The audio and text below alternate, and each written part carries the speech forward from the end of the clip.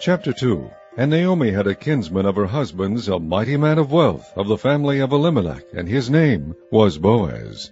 And Ruth the Moabitess said unto Naomi, Let me now go to the field, and glean ears of corn after him, in whose sight I shall find grace. And she said unto her, Go, my daughter.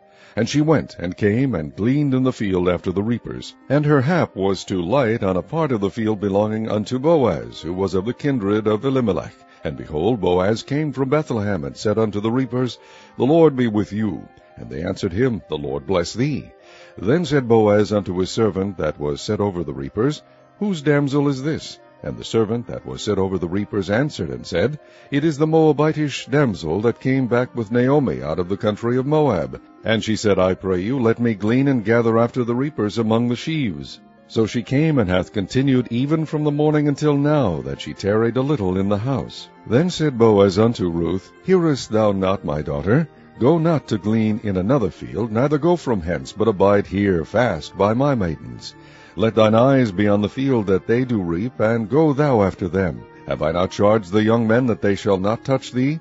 And when thou art athirst, go unto the vessels, and drink of that which the young men have drawn. Then she fell on her face, and bowed herself to the ground, and said unto him, Why have I found grace in thine eyes, that thou shouldest take knowledge of me, seeing I am a stranger?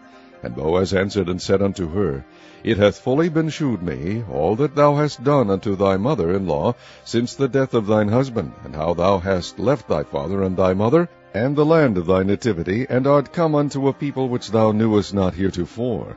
The Lord recompense thy work, and a full reward be given thee of the Lord God of Israel, under whose wings thou art come to trust. Then she said, Let me find favor in thy sight, my Lord, for that thou hast comforted me, and for that thou hast spoken friendly unto thine handmaid, though I be not like unto one of thine handmaidens. And Boaz said unto her, At mealtime come thou hither, and eat of the bread, and dip thy morsel in the vinegar. And she sat beside the reapers, and he reached her parched corn, and she did eat, and was sufficed, and left. And when she was risen up to glean, Boaz commanded his young man, saying, Let her glean even among the sheaves, and reproach her not. And let fall also some of the handfuls of purpose for her, and leave them, that she may glean them, and rebuke her not. So she gleaned in the field until even, and beat out that she had gleaned, and it was about an ephah of barley. And she took it up, and went into the city. And her mother-in-law saw what she had gleaned, and she brought forth and gave to her that she had reserved after she was sufficed. And her mother-in-law said unto her, Where hast thou gleaned today, and where wroughtest thou? Blessed be he that did take knowledge of thee. And she shewed her mother-in-law with whom she had wrought, and said, The man's name with whom I wrought today is Boaz. And Naomi said unto her daughter-in-law, Blessed be he of the Lord, who hath not left off his kindness to the living and to the dead. And Naomi said unto her, The man is near of kin unto us, one of our next kinsmen.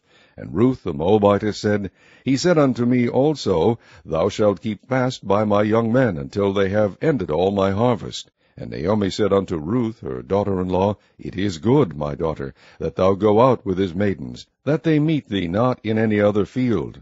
So she kept fast by the maidens of Boaz, to glean unto the end of barley harvest and of wheat harvest, and dwelt with her mother-in-law.